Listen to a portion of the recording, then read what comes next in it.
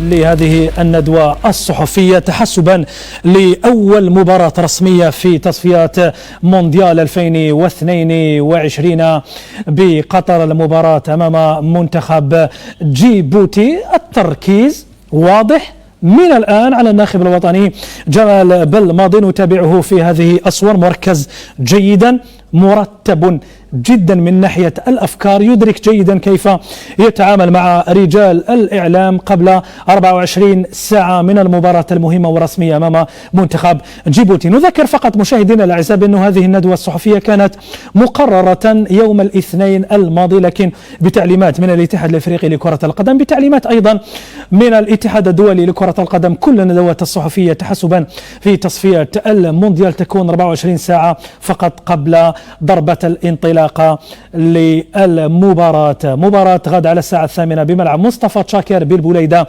أمام منتخب جيبوتي. نطير مباشرة إلى مركز تحضير المنتخبات الوطنية بسيدي موسى والندوة الصحفية للكوتش جمال بلماضي. Avant toute chose, on va peut-être prendre 3-4 minutes et mettre le football au second plan. Je me dois, et en tant qu'Algérien, en tant que musulman, être humain tout simplement, Beni Adam, de parler un petit peu et surtout passer deux trois messages de la situation que l'on vit dans notre pays, la situation mondiale d'abord, mais on va parler de notre pays en particulier, à savoir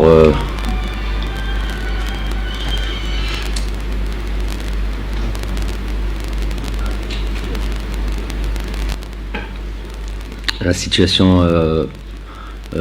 voilà, ce qui se passe en Algérie, à savoir déjà la première des choses sur cette pandémie, sur ce Covid, qui n'en finit plus et qui est toujours présent. Donc déjà, souhaiter passer mes condoléances, Allah yarham Mautana, Allah yashafi Mardana, tous ceux qui sont atteints de près ou de loin par cette maladie. On leur souhaite toutes nos condoléances et prompt rétablissement à tous ceux qui en sont malades, parce que tous les jours c'est encore là, c'est encore présent, et il faut toujours combattre via toutes les choses que l'on connaît maintenant. Et aussi passer un message évidemment à tous ceux qui sont au premier front, en première ligne, et qui sont les vrais, on va dire les vrais soldats, les vrais héros, ceux qui sont au quotidien avec les gens qui souffrent.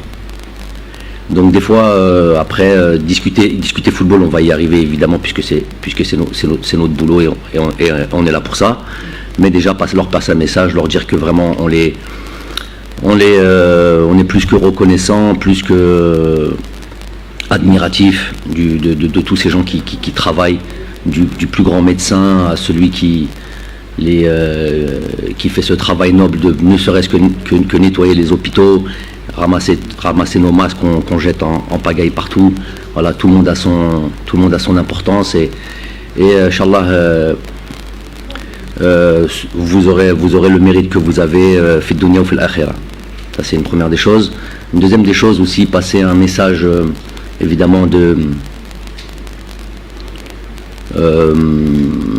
déjà partager avec vous le dire quand même, parce c'est des choses qui sont profondes en nous, et on est triste, très triste de la situation. Un message de soutien évidemment à toutes les régions qui ont été touchées par ces incendies il y a une quinzaine de jours de ça, à peu près, notamment la région de la Kabylie, où là vraiment ça a été je pense où il y a eu le plus d'impact, ou le plus de dégâts. Donc passer un grand message de soutien à tous ces gens-là qui ont été touchés dans leur chair, qui ont été touchés dans leur bien matériel, à savoir leur maison, leurs choses. Et voilà, ils ont vécu un moment très très très difficile, ils le vivent sûrement encore.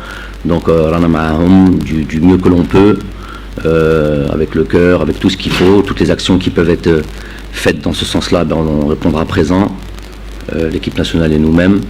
On ne communique pas toujours sur ce que l'on peut faire, nous, équipe nationale, mais les choses, voilà, on fait ça en silence. En tous les cas, leur souhaiter de ceux qui ont perdu leur truc, des êtres chers, et ben leur souhaiter nos condoléances. Inch'Allah. Ceux qui ont été blessés, ben pareil, tous ceux qui ont participé à éteindre ce feu tout simplement, ou à aider, et ben pareil, c'est aussi, ils ont le même mérite que ceux qui luttent tous les médecins qui luttent et tout le personnel hospitalier qui lutte pour le Covid, pareil, on leur dit cette solidarité qu'on a mis au service des gens en difficulté, ben voilà, ça, on reconnaît notre Algérie là-dessus, et puis ce moment de citoyenneté fort, et on encourage ça plutôt qu'autre chose. Ensuite, je terminerai par donner un message à... Je vous ai dit, avant d'être footballeur ou avant d'être entraîneur, on est déjà des êtres humains, donc on est concerné par ce qui nous, surtout quand il y a quelque chose de particulier. Passer un message aussi à la famille du défunt, de tous les défunts, j'ai commencé par le dire au préalable, mais particulièrement parce que voilà, on a tous été très choqués de ce qui est arrivé, même si on ne connaît pas les tenants, les aboutissants, mais ce qu'on a pu voir nous a évidemment tous touchés, tous les Algériens que l'on est, ici et en dehors de l'Algérie. Akhina Jamel Ismail, donc Rabbi Rahmou, Rabbi Wasi' alayh, et surtout à sa famille, et la sagesse dont a fait preuve notamment son père, Rabbi Yateh Meit Minna, ou Rabbi Yatehum Sobr, parce que on est beaucoup de pères de famille, j'imagine, ici, et croyez-moi que c'est pas tout le monde qui aurait eu cette sagesse-là, mais dans cet instant-là où tellement de choses sont opposées, il faut beaucoup de sagesse, beaucoup de amen min Allah, et mettre ça dans les mains de Dieu, parce qu'on sait que ça aurait pu être que c'était très dangereux sans entrer dans les considérations politiques. En tous les cas, il a appelé, la personne la plus touchée a appelé à la solidarité, a appelé à l'union. Donc je vais en faire de même de ma petite place et de Menadek al-Mimbar. Donc Hna Jazairiyin Kul, ou Inch'Allah Rabbi Khalina Kima Kama Ba'd, et qu'on fasse attention peut-être s'il y a des manipulations qui sont faites ici et là, qu'on ne tombe pas dans ces considérations-là. Okay, on a une histoire, on a un passé qui a fait que dans la solidarité, on a toujours surmonté les épreuves, même les grosses épreuves. L'épreuve de l'indépendance, il n'y a pas plus grosse épreuve. Donc voilà, on peut commencer.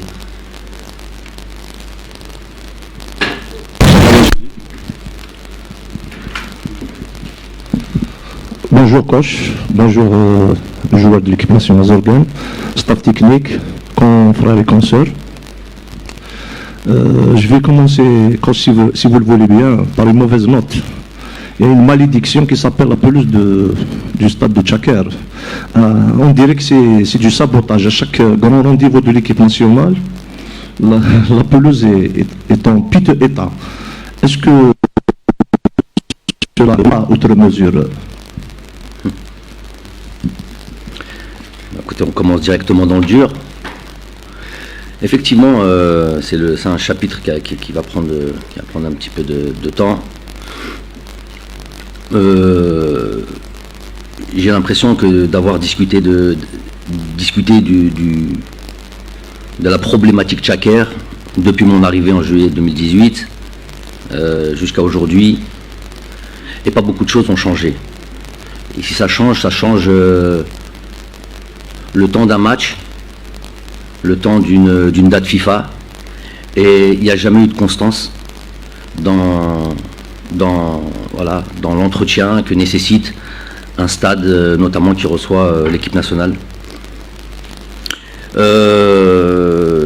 Mois de juin dernier, nous avons eu une pelouse, et c'est ce qui m'intéresse, et c'est ce qui intéresse les joueurs, au-delà même de l'enceinte, au-delà même de...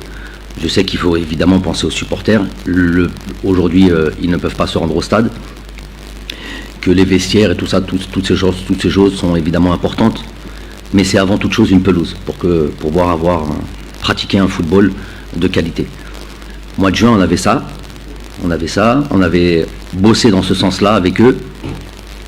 Quand je dis avec eux, avec tous les responsables de l'entretien de ce stade-là, alhamdoulilah, après avoir longtemps laissé cette pelouse tranquille, après l'avoir changée complètement, on a pu avoir un résultat surprenant, plus que les attentes, notamment des joueurs, au mois de juin. À notre grande surprise, à ce moment-là, nous avons donc décidé, toujours en mettant les joueurs en premier, que nous élirons domicile pour les qualifications de Coupe du Monde à Tchaker. À leur grande joie et à leur même demande. Je dis demande de ceux qui sont responsables de ce stade. Des travaux ont été effectués dans les vestiaires, dans l'enceinte, mise en place des sièges pour être aux normes de la FIFA. Comme vous le savez, qualification Coupe du Monde, c'est la FIFA qui est responsable et non plus la CAF.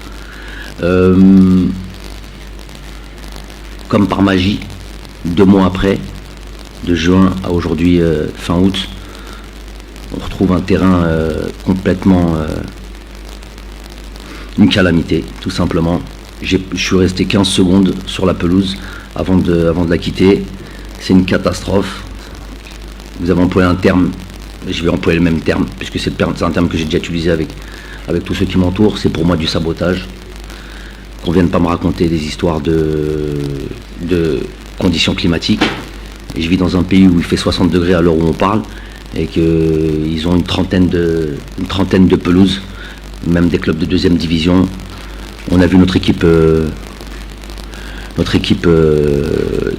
l'équipe nationale de Majid, dirigée par Majid, jouer dans un petit stade avec une pelouse parfaite. Nous, malheureusement, on n'est pas fichus. C'est même pas fichu, c'est pas voulu. On ne veut pas. On n'a pas voulu faire en sorte que l'équipe nationale ait un terrain digne de ce nom, une pelouse digne de ce nom, comme on a pu l'avoir au mois de juin. Donc, qu'est-ce qu'il y a derrière ça? Je suis pas complotiste, moi je constate des faits. Je peux juste, évidemment, chercher à savoir, quand j'entends qu'une personne chargée de l'entretien dit à une personne de la fédération, mais il y a quelques jours déjà, il y a déjà 2 semaines, ou à peu près 3 semaines, cette personne de la fédération, je sais que ça va être un pavé dans la mare, à la limite je m'en fiche, puisque qualification Coupe du Monde passe avant toute chose, et chacun doit prendre ses responsabilités. Chargé d'entretien vient dire à une personne de la fédération, moi, on m'a pas signé la convention d'entretien du terrain. Qui signe la convention d'entretien du terrain? Apparemment c'est la Wilaya, mais c'est pas moi qui sais, c'est pas moi qui connais le qui fait quoi. Je répète juste ce qui a été dit. Et qu'il a décidé, parce qu'il n'a pas signé cette convention d'entretien du terrain, de laisser la pelouse se dégrader, qu'on allait réagir de manière vive et qu'il aurait suffisamment de temps pour pouvoir la remettre en état. C'est-à-dire jouer avec le feu et jouer surtout avec avant toute chose, avant de parler même de terrain praticable ou pas praticable pour le jeu, déjà on parle de sécurité.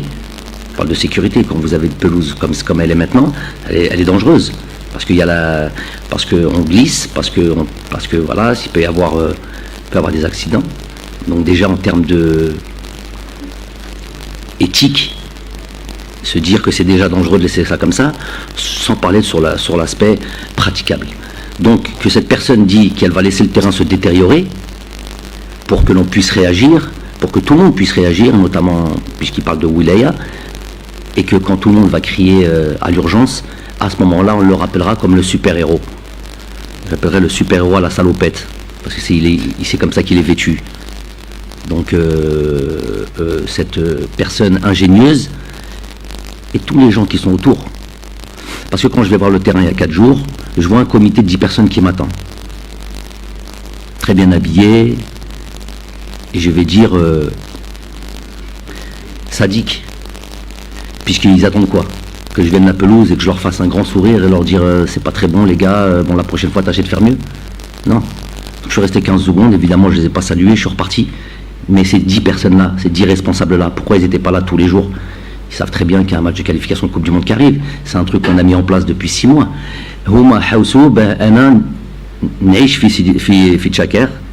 J'ai lu domicile là-bas, je prends une petite chambre et tous les jours je viens vérifier s'ils travaillent.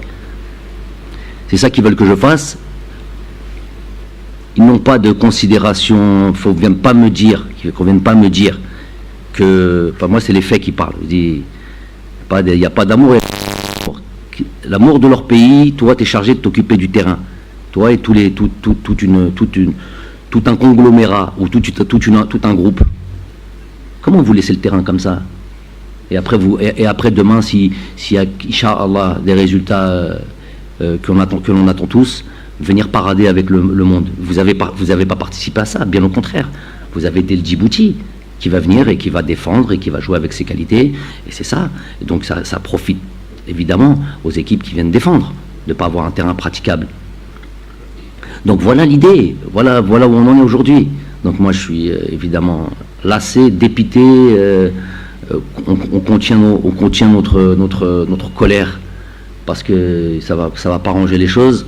Il y a un match à jouer, évidemment qu'on va pas chercher d'excuses, même si c'est une sacrée excuse quand même. Donc voilà, chacun doit prendre ses responsabilités. Je sais pas comment ces gens fonctionnent, comment ces gens réfléchissent.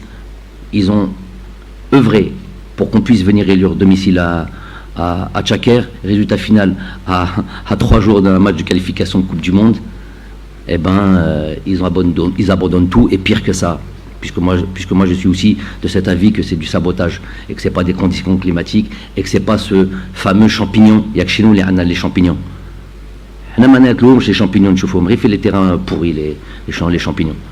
Donc il n'y a aucun pays au monde qui a d'histoire de champignons, il n'y a que nous, l'Algérie, qui a de champignons. Et je vais vous dire, je vais être un peu plus amer.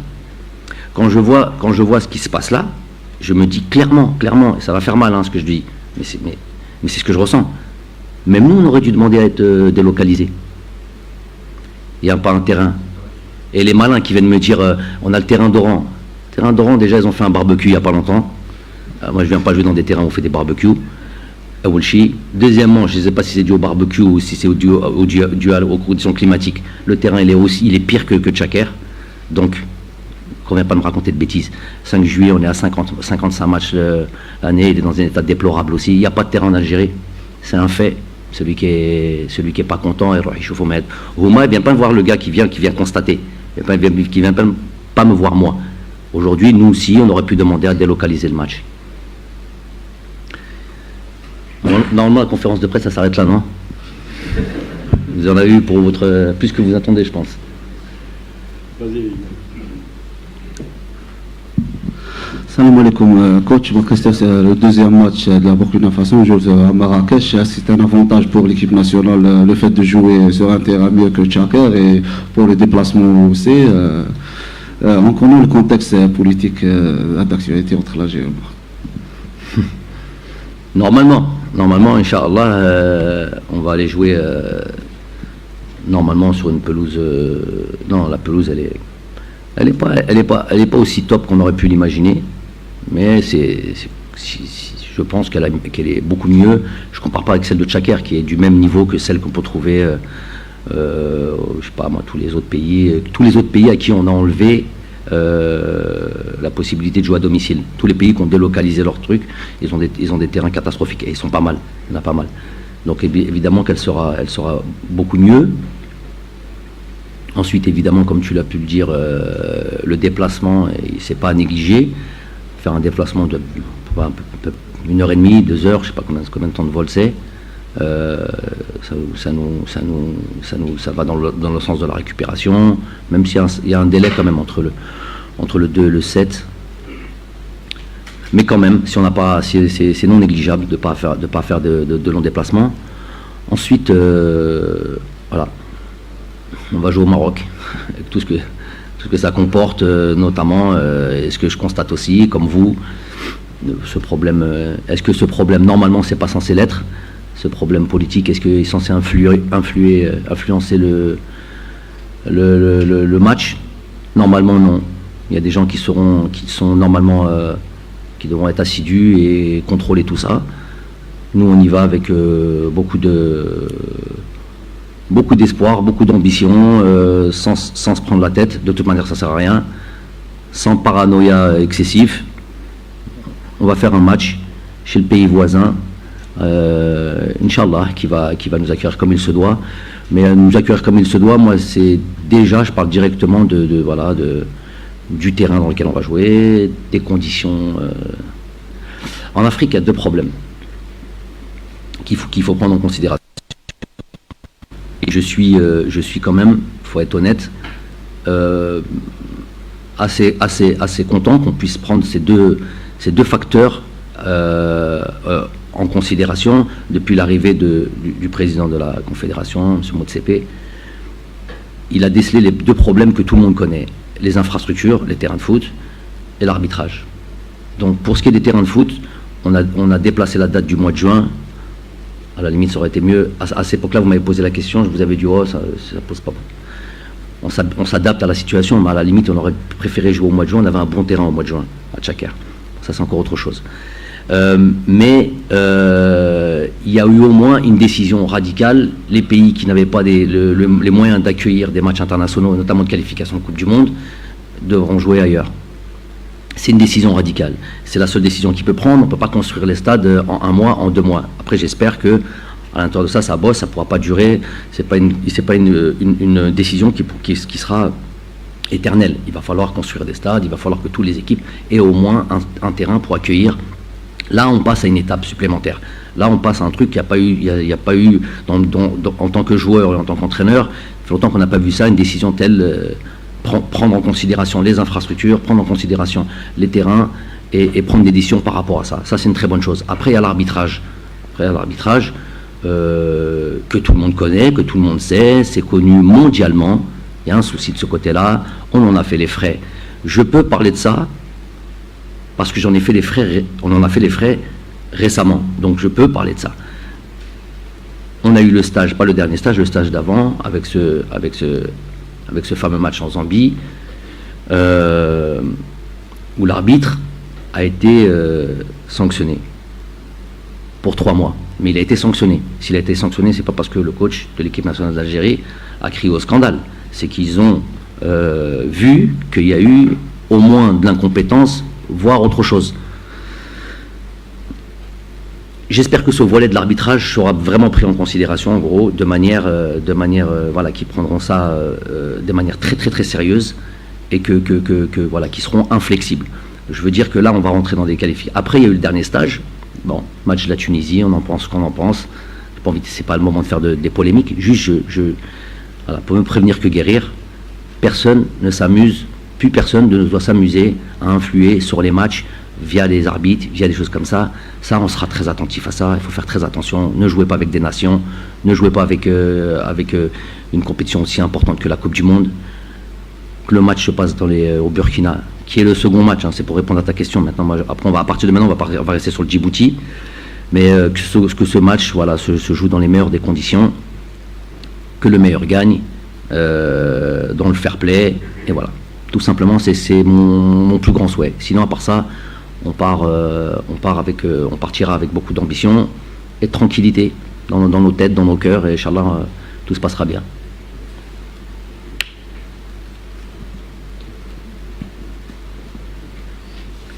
Les gars, il y a Edem, hein. Bonjour coach, c'est Sofiane Belkibir, Al Hayat TV. Ma question est sur l'absence de Adlan Guedioura. Est-ce que c'est synonyme d'une page qui se tourne, surtout après les prestations des Elori, et au-delà du temps du jeu, le critère?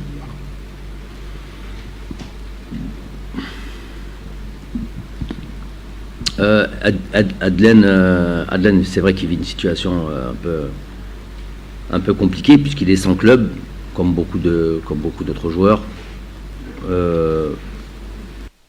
comme Azra, par exemple. Donc c'est une situation qui ne permet pas évidemment une sélection, ça c'est sûr et certain.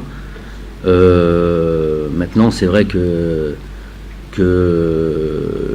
il a eu un impact énorme, et ça tout le monde peut le confirmer, sur notamment le dernier sacre qu'on a pu avoir. Mais comme le football, c'est une réactualisation des choses, c'est une mise à jour constante.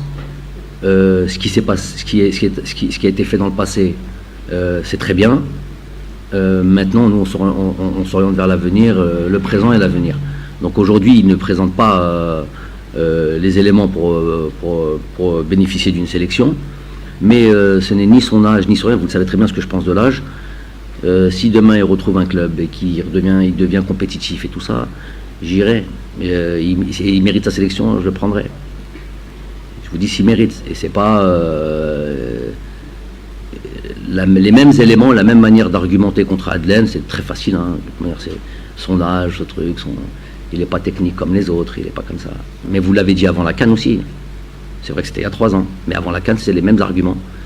Après, vous avez tous dit qu'il a fait une très bonne CAN et qu'il a été un élément indispensable.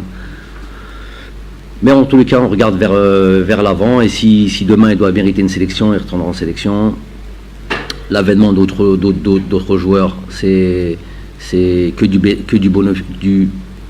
bonus pour l'équipe nationale. Nous, c'est ce qu'on recherche, que d'autres joueurs soient performants et qu'ils apportent un plus à cette sélection. C'est tant mieux.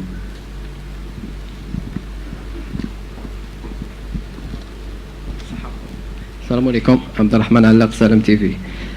نعرفوا بلي كوتش بالماضي ما يحبش مصطلح المرشح الاول، لكن المباراه الاولى من نوعها مع منتخب جيبوتي، كيف ترون المباراه غدا ان شاء الله؟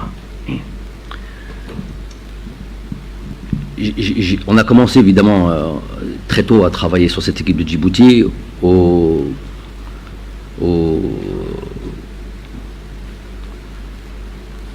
de dire, avec tout le respect, mais en même temps être objectif et très clair là-dessus, que c'est une équipe qui a les ambitions.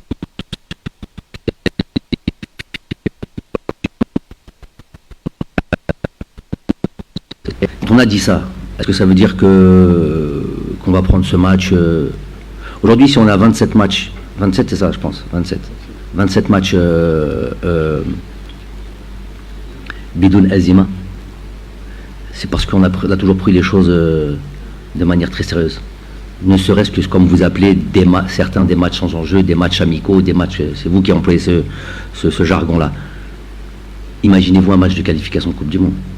Donc, peu importe ce qui va se présenter devant nous, on va respecter l'adversaire. Et la meilleure manière de respecter l'adversaire, c'est de préparer ce match-là aussi bien qu'on prépare un match de finale de Coupe d'Afrique. Voilà. Ni plus ni moins. Donc, c'est ça qu'ils vont avoir en face cette équipe de Djibouti, elle va avoir en face d'elle une équipe déterminée, et c'est la meilleure manière de les respecter, hein. Les prendre au sérieux, et on fera le maximum évidemment pour gagner ce match-là. Et voilà, la préparation elle va dans ce sens-là, tout simplement.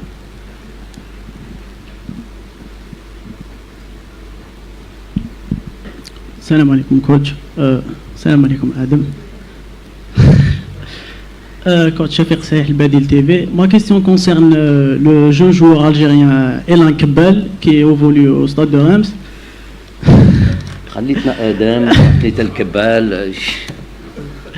Ce joueur a montré de très grandes qualités. Est-ce que a-t-il ce joueur des chances d'être parmi votre liste prochainement? Ma deuxième question, si vous me permettez, vous venez de parler sur la série d'invincibilité de 27 matchs sans défaite. Est-ce que ça représente une source de motivation ou bien de pression? Non, c'est une source de... On veut être dans la continuité de la performance. Être invaincu, ça veut dire beaucoup de choses. Donc on veut juste être dans cette continuité, dans cette dynamique, tout simplement. Donc ça, il n'y a même pas à en parler. Et c'est surtout ce que ça représente. Ça représente le travail effectué, l'implication, l'envie de toujours demeurer les Abtal, les meilleurs. On ne se cache pas pour ça et on travaille pour ça. Donc on travaille dur pour ça. Donc c'est juste ça. J'ai pris cet exemple d'invincibilité pour expliquer quelque chose. C'était pour expliquer justement ça, justement sur le fait d'être très concerné, très focus, très concentré sur le travail à chaque fois qu'on se réunit, à chaque fois qu'on est ensemble. C'est juste ça. Après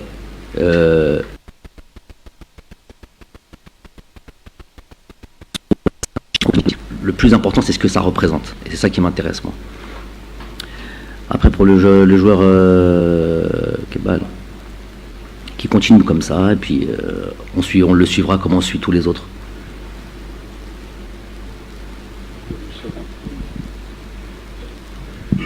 Bonjour coach, Nazim Bessol, Botola. C'est une nouvelle phase qui commence avec le début des éliminatoires. C'est votre objectif principal, vous l'avez pratiquement dit dès le départ, dès votre arrivée à la tête de la sélection, on voit même le sacre.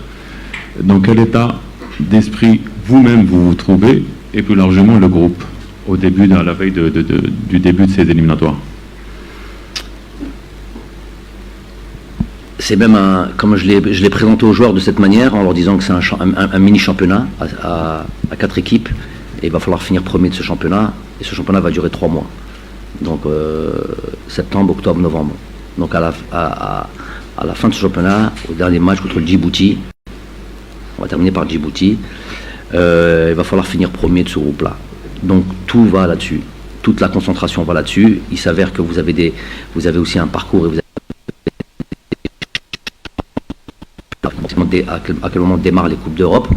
Je ne sais pas si ça démarre avant novembre. Ça démarre avant novembre, ouais. Donc ils vont devoir prendre en considération et leur championnat respectif, leur Coupe d'Europe pour ceux qui jouent la Coupe d'Europe, et les éliminatoires de Coupe du Monde. C'est comme ça qu'ils doivent réfléchir. Ils seront dans un mini-championnat. Et il faut finir premier de ce mini-championnat. Donc ça, les joueurs, écoutez, les joueurs savent que pour certains, c'est la dernière chance de faire une Coupe du Monde. Pour certains. Pour d'autres, les plus jeunes, ce que je leur ai expliqué.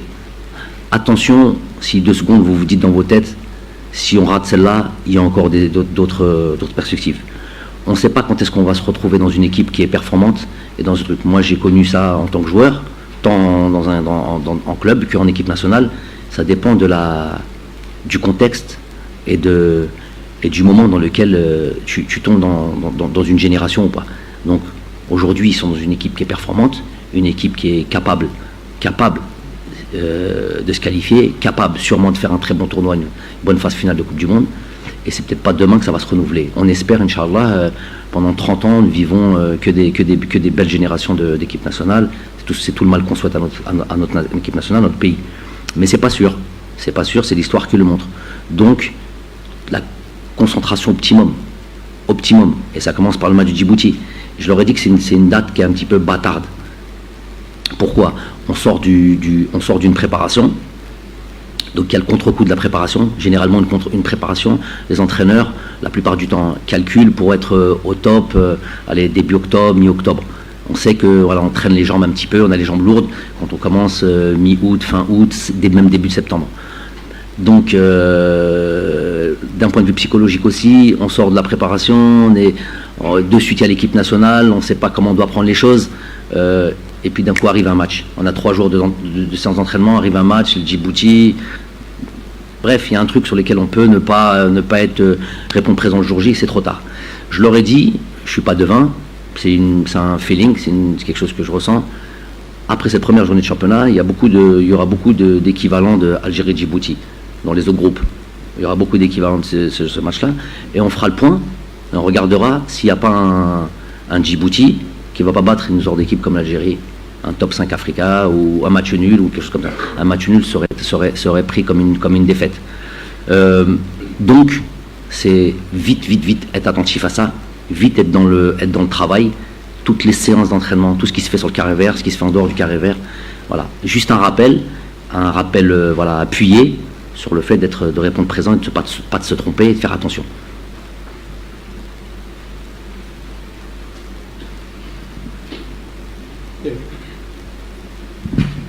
Bon, salam alaikum, bonjour tout le monde. Coach Adam Zargan, monsieur Salih Bayabout. السؤال الأول راح يكون لآدم زرقان. Et la deuxième question, ça sera